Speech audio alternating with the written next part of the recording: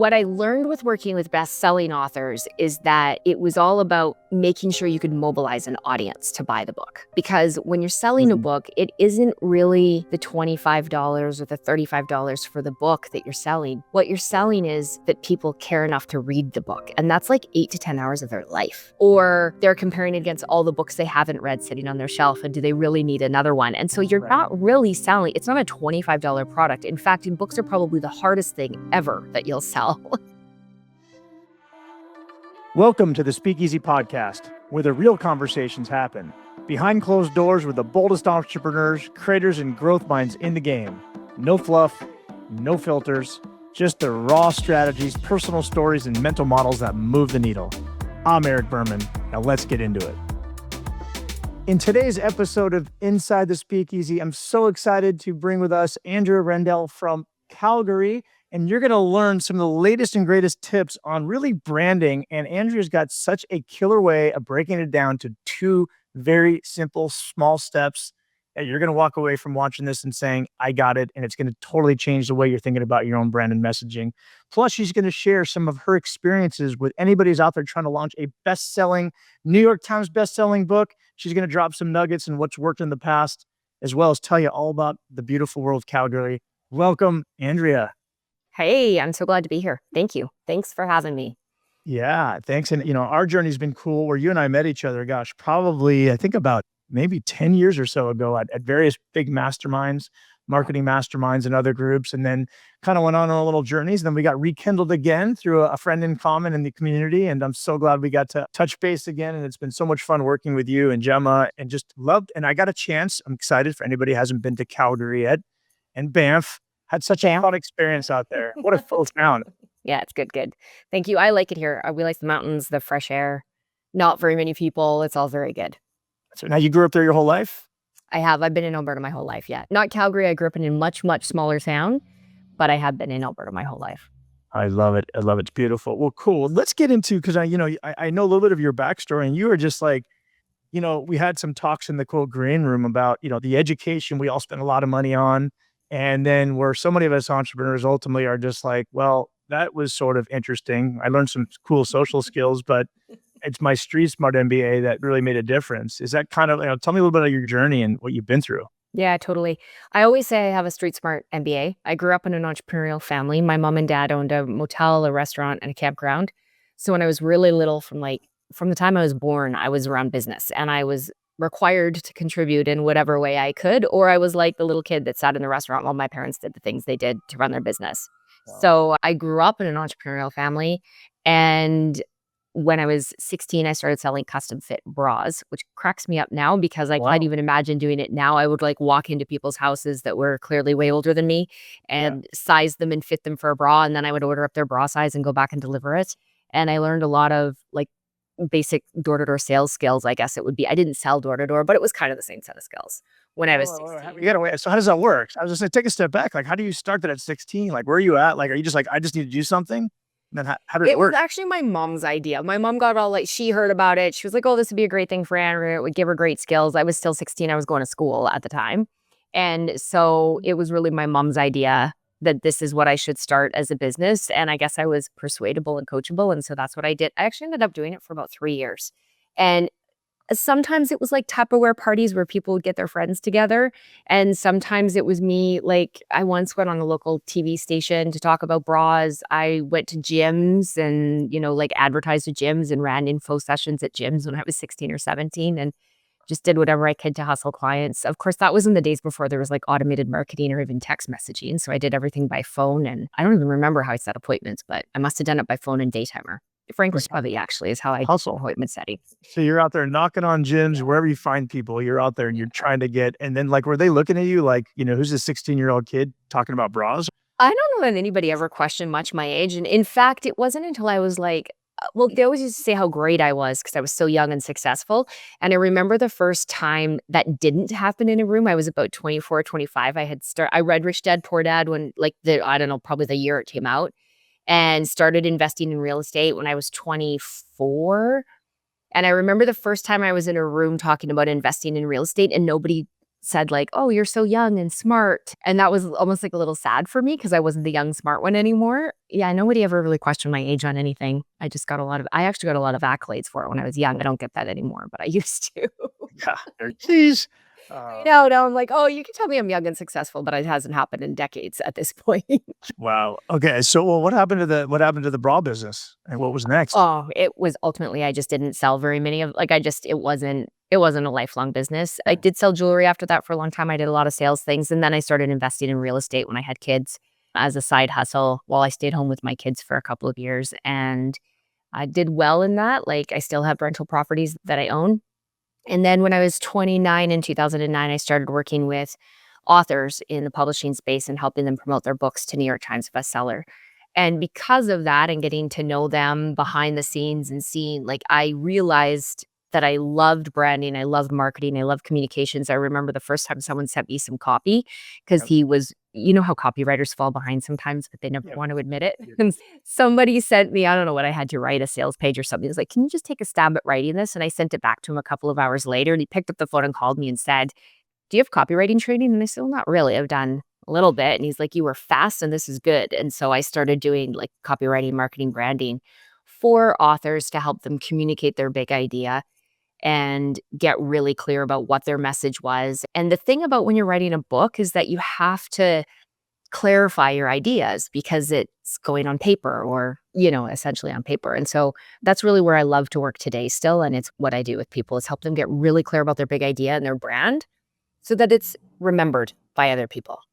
Love it. I want to dig into that because I know you have a lot to teach in that. Before we get there, you mentioned something I want to hit on because I know we do have a lot of thought leaders that might be listening on authors and you talked about getting to, best-selling books and all that.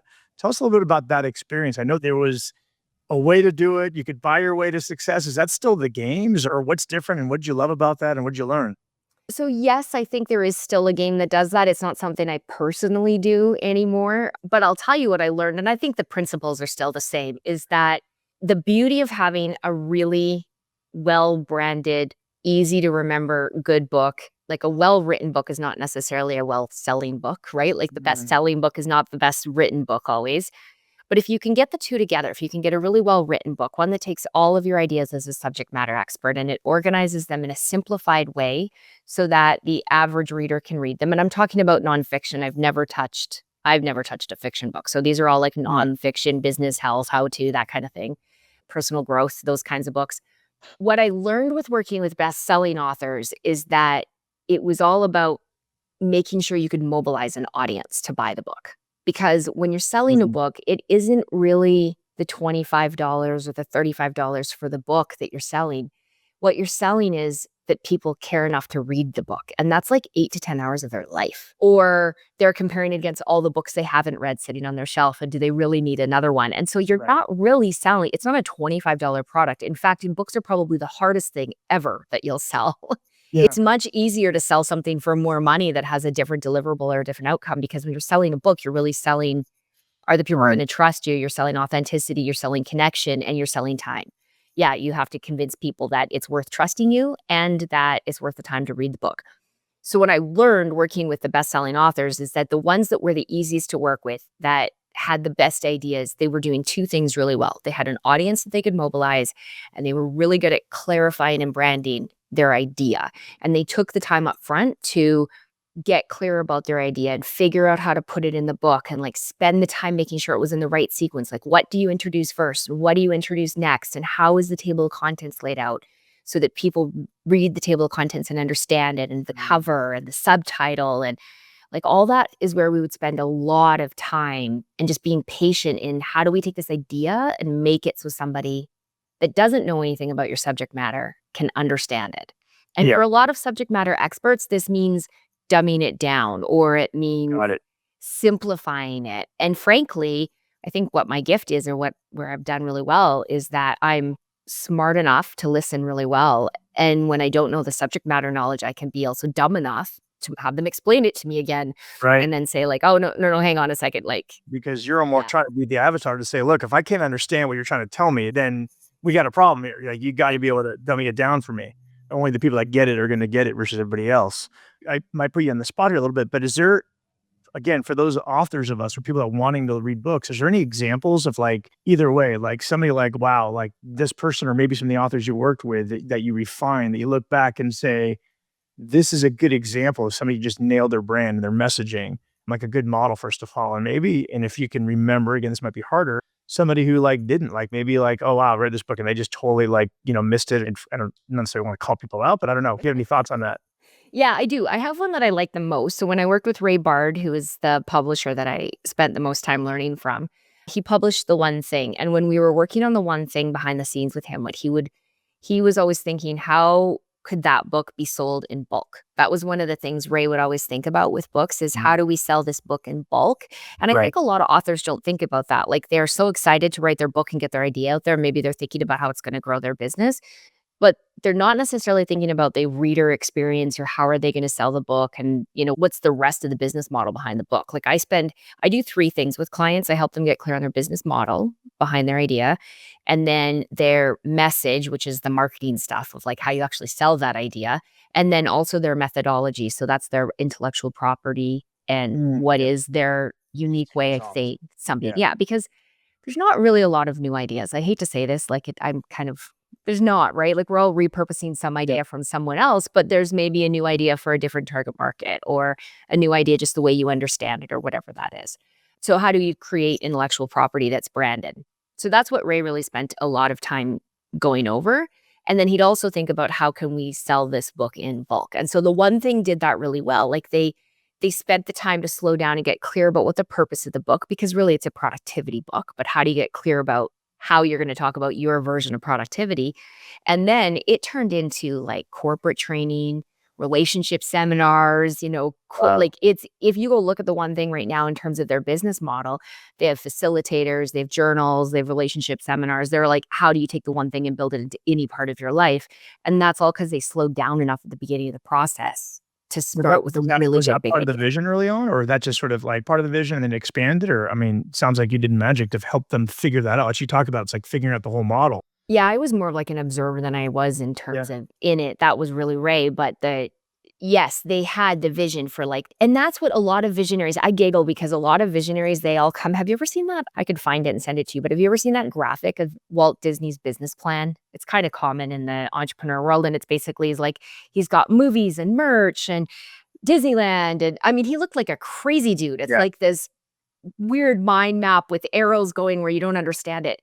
Every visionary I've ever worked with, sometime in the first like hour when I listen to them, they're going to draw some crazy face map like that. Like they're like, this, and then I want to do this, this. And I'm like, whoa, hang on. You know this. You work with similar people. Right? And if I could just get 1% of this market, I'm going to be a billionaire. Totally, right? And if I could just get 1% of the people to buy my stuff, right? Yeah. So if you want to do all that, just like Disney did, you've got to have a big enough idea that you can figure out how to nest everything else under that umbrella so people understand it. And I think spending a lot of time learning about neuroscience in the last 20 years, a lot of that is making it so that the consumer's brain has a place to file it in something that they're already familiar with.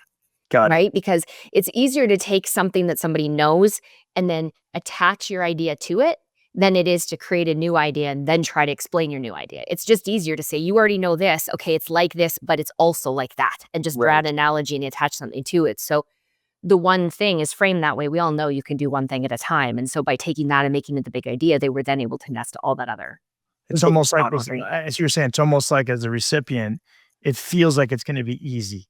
Yeah. Right? It feels like I already know this can't be that. Oh, okay. To tweak off what I know, I'll just do something I know better is what you're saying. And that's an interesting angle. And again, if those of us listening, it's almost like, you just simplify. We don't think it too complicated. Just tweak something that people know. Yeah. We want expediency. We want easy. We don't want, So interesting. There was a big plan there. Well, and the neuroscience of that is for people to be able to take the neurons that fire together, wire together. And so if you know who your target market is and you know what they already understand when it comes to identifying your big idea, you take something they understand, you put your idea beside it, and then just kind of like duct tape goes around wires. If you can confirm what they already know, but put your idea into what they already know, they're more likely to remember you because the neurons that fire together, wire together, and that's how memory is created. And so that's really how I see branding is branding's about creating memory for people. And the way you create memory is you start with something they already know. You're not starting from scratch. That's interesting. Okay, so let's get into the branding because I know that's really, queen of branding, what other things I could call you because you've been doing it so long and you're so good at it. When you think branding, there's so many different ways that could go. Talk to me a little bit about, I think you really hone in on that idea, on branding that idea. And what are you seeing out there? What's working today? What do you love to do? So let's just get in that a little bit. Yeah, totally. So I think what's working today is branding. And when I say branding, I don't really mean your logo. Like we do logo development at our company, but logo to me is like Yeah. an afterthought almost, right? If your branding is really good, your logo just is obvious. It's kind of like when you have a baby and then the baby's born and it sort of named itself and you're like, oh, well, this baby doesn't look like a Susan, but it definitely looks like a Mary. Like, Yeah. like that's kind of what logos are like. So to me, when I think about branding and ideas, it's how can you take specifically if you are a subject matter expert, somebody who's been you some great field of knowledge, whatever it might be, in health, in fitness, in business, whatever that is. You take that and you want to make it so that you're known for that topic. It's really important that you put your ideas into some sort of a methodology or a model. Some people call it model, I call it method, whatever it is, some sort of a framework that other people can understand so that the framework becomes what you lead with and the framework becomes how you talk about it. And some of that is just getting really clear about what it is that you know. And that's part of what I spend time doing with people is like listening to the subject matter experts and asking questions that a lot of times they usually a really smart person will leave out several steps of what they know because it's so in their unconscious competency, right? They're so good at it. They forget that those of us that don't know their skill set, we don't know what they know. And so they forget to explain. Doesn't everybody know these obvious Doesn't things? everybody know this? And usually what they forget to explain are the basics. Like if we knew step 1, 2, and 3, we could figure the rest out, but they skip 1, 2, and 3 and they're talking about other things. And Well, so back to it's what you really said earlier, and I imagine even on the simple stuff or the step 1, 2, and 3, it's also probably doing it in a way that can resonate and is simple for me to understand and absorb, right? so branding to me comes down to really only 2 things. How do you make people feel and what do you want them to remember? Because the way you get people to remember something is they either have to laugh, cry, or get angry. They have to feel. If they feel, there'll be a little hit of adrenaline. Adrenaline creates memory. Short-term memory creates long-term memory. And so really branding is only 2 things. How do you want people to feel every single time they interact with your company? And then what do you want them to remember about your company? Laugh, cry, and get angry. You just said those, but are those really 3 emotions you're going for on the feel? Yeah, they're the 3 easiest ways to get people to release a little adrenaline into their system, and when we have adrenaline released into our system, we will create memories. So the more adrenaline that's released into our system, the more the memory will be created, which is why for those of us that are old enough to remember September 11th, 2001, we all remember where we were that day and the first time we saw those planes fly into that building. And like, we remember that incident if you were old enough for it to impact you because so much adrenaline was released into your system at such a odd time. That's why it created a memory of like, for a lot of people, we remember where we were, what we were wearing, who was there, how we felt, like the first call we made to check on somebody we cared about or whatever it was. Right, right. So Okay. laugh, cry, or get angry are the 3 easy ways to get people to release some adrenaline into their system, and adrenaline creates memory. Got it. Laugh, meet a good comedian or whatever, you're gonna, laugh a lot. Good comedian, yeah. That's why like a clever headline will make you laugh. That's why even like if you think about good headlines that'll get open rates, sometimes they'll make you angry. You'll be like, that's not true. And then you open up the email to like argue with the headline, right? Yeah. So I guess as they say too, and there's sometimes that, bad press can be good press, right? Some people can do stuff that gets so angry, everybody's picking it up, talking about it, and you're like, oh, that was actually maybe intentional, or it was a good branding actually, what they did that at times. Okay, so back to because I really want to go a little bit deeper here because there's so many. I think a lot of our listeners will be in the world of their brand and messaging. And what other tips you have for like, all right, so I'm just going to sit down with you. Somebody sits down for the first time, and is it just that simple where you get them to kind of, if I don't have you in front of me right now, and I'm just sort of thinking about my own brand and messaging, what should I be doing? Is it maybe like talking to others and asking them to simplify or what they see when they read my brand, or like what kind of tips do you have for me there? oh, that's a good question. If you're by yourself or you're with someone who's willing to listen to you, one of the exercises I do with clients or people right away is I get them to do what I call a brain dump. So grab sticky notes and a pen and a blank wall and take your topic or your business or whatever it is that you're trying to brand and then write down on an individual sticky note all the things that you want other people to understand. or you want other people to feel, or you want other people to know about you. So like write all those things down, like, and stick them on individual sticky notes and just put them in whatever random order they appear, because that's just dumping everything out of your brain to make it visible. And sometimes like once they're there and they're visible, you realize, oh, I forgot to say this, or I didn't say that, or these two things. So step one is just dump it all. Step two is take those dumped ideas and start clumping them together in what sort of like saying goes together. You know, like, oh, well, these two things are kind of the same. So take those two sticky notes and put them together. Oh, these three things are the same. Oh, but this is different. And then like, and you end up usually with like 3 to 5 piles of ideas. And from all those ideas, take the one that somebody must know in order to understand everything else and stick it at the top of your wall. So now you have like one sticky note at the top of your wall that says, this is what they must know. And after they know that, what 3 to 5 ideas underneath nest easily, or 2 to 5 ideas. I really try to get people down to 2. That's my like secret sauce. But people must know about my brand. If nothing else, this is the one takeaway. Yeah. Is that sort of the same thing as saying, if you're going to go tell somebody else about my brand, what is it, the one thing you would say? Like if I was going to say anything about your brand, like for me, it's that, and I think you're pretty well known for this, it's like you create connection and community, right? You know, and I think you've been known for that for as long as I've ever known you. Like you're connected, you create connections, and you remember people. Those are all come down to connections and community. And then everything else you do fits underneath that. Right. And so I would think we could probably ask 100 people and we get some version of those 2 words back, right? Right. Or it's well connected. And then even like you're known for your high follow through, but no one cares about your follow through if they don't first understand that you're connected. Got it. But After we understand that you're connected, then your follow through makes sense. And your follow through is what makes you connected. So sometimes what people do is they'll put something up at the top of this sticky note board and then realize like, oh, that's not really what it's either not really what I am known for or not what I want to be known for. And so just play around with what goes at the top and then how do you nest everything underneath that? That's very interesting. You're right. Said a different way, what you think maybe what you think you want to be known for isn't necessarily the top thing that should be. That could be a secondary thing. You know, what's going to be more appealing to others, I guess. What's going to evoke, back to what you said, what's going to evoke more emotion, feelings, and getting into that side. I imagine big part of that. And once you have that top organizing principle of what your brand really is, then 2 to 5 sub pillars can go underneath that. And they make sense because they're anchored back to the top one.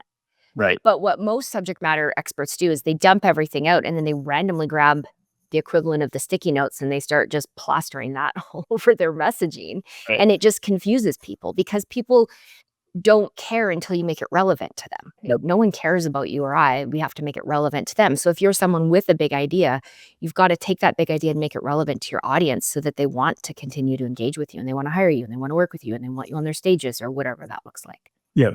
I mean, I think what you're saying, it's so interesting because obviously we were somewhat done some similar work on the branding side. And it just astonishes me when I just look at people's messaging and websites, how far off, like, I mean, just the exercise of asking somebody and interviewing them and then saying, now go look at your website and tell me, does it say what you just told me? Yeah. And then interviewing like their team and the people around you and having them all like, you want to talk about that a little bit about like just the inconsistency that you see from people?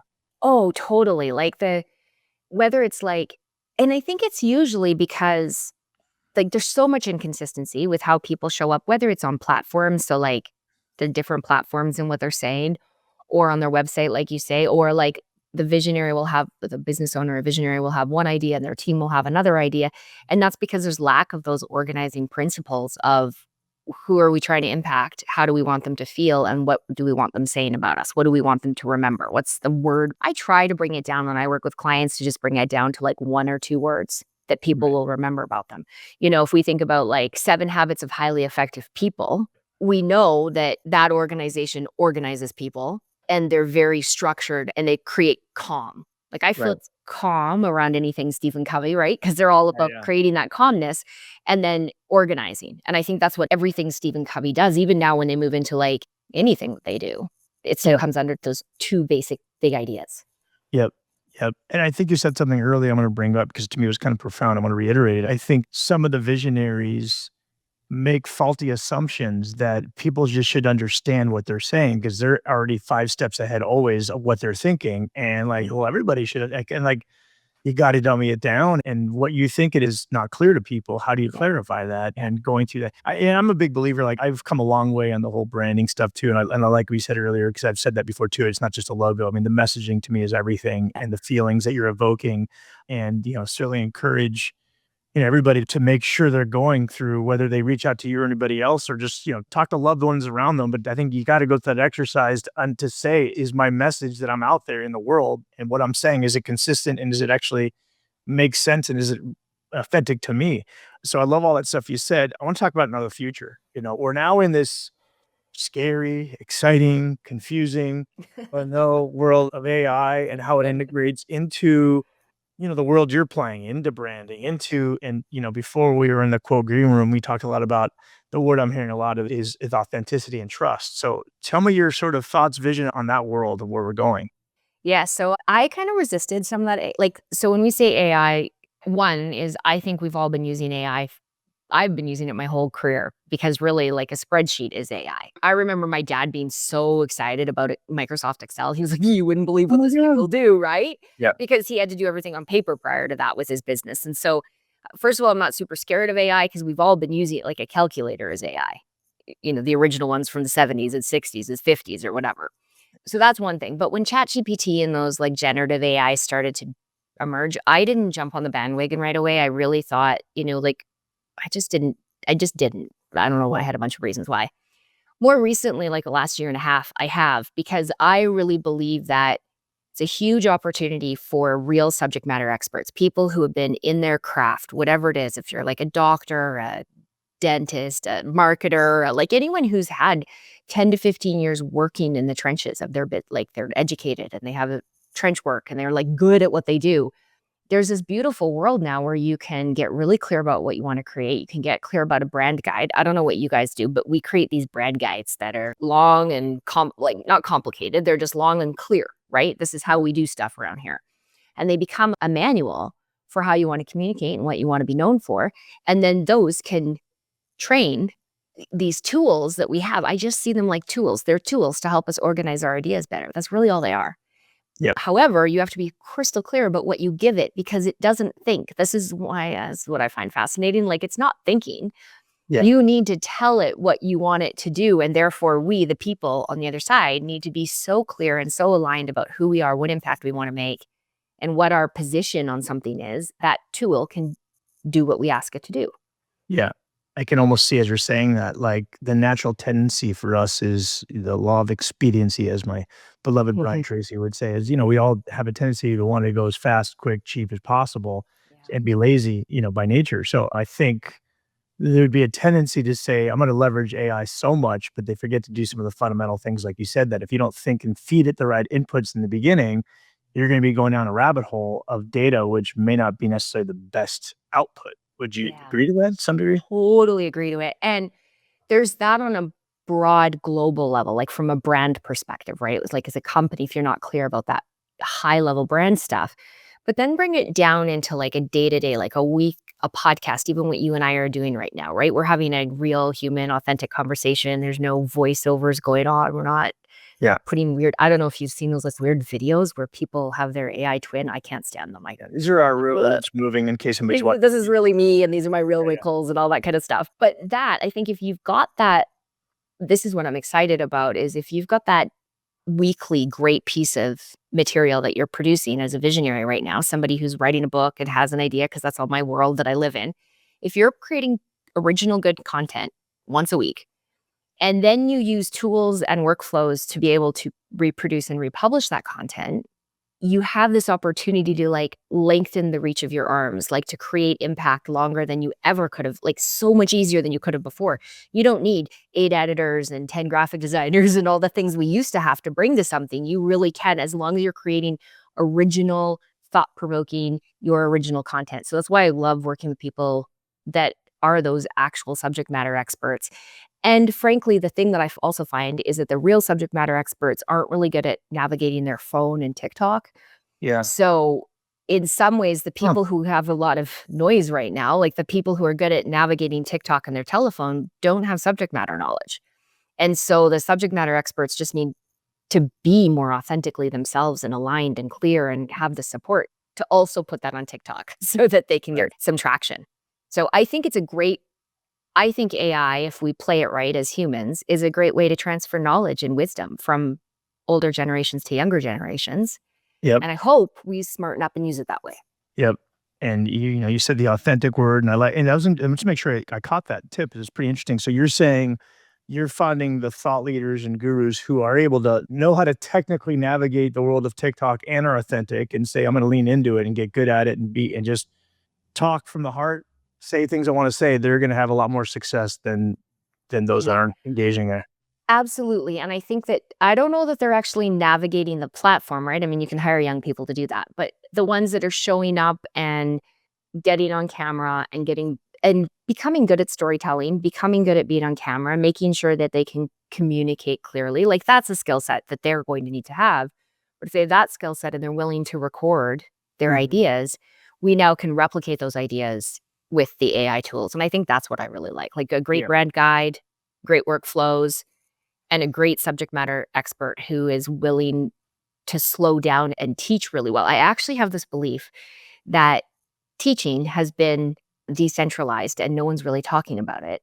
But in North America, like you have to go to school and then the teachers teach you the things. However, I actually think we have more high-paid teachers on YouTube than we've ever had in the past. And if you right now if you have a subject matter knowledge, you can master the skill of teaching, you can be one of the most influential, highly paid people in the world. We can now broadcast great teachers. Like my son had a terrible grade 11 physics teacher, and yet he loved physics. So he went and learned physics on YouTube. And then I heard him teaching his friends physics, and his class had a higher physics average than the rest because he learned it on YouTube, not because he learned it from school. Oh, wow. What you're saying to me with, as you know, I have 2 little ones, and I constantly think about the future of school. Like my wife and I'll drive by the high school and be like, well, there's a high school they might be going to if they're still a high school by the time they go to school, because my belief is exactly that. Like, why wouldn't we all just be going online or popping in our VR headsets and, with AI supporting us to go learn and saying, like, in my mind, it's like, okay, what does your child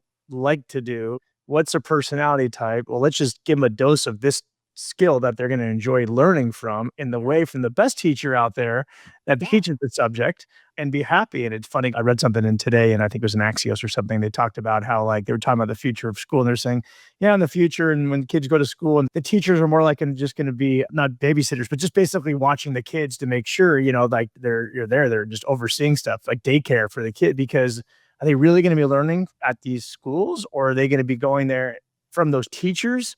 Or does the role of the local teacher change to be more facilitator? I mean, I don't know where this is going to head, but it's got to be different.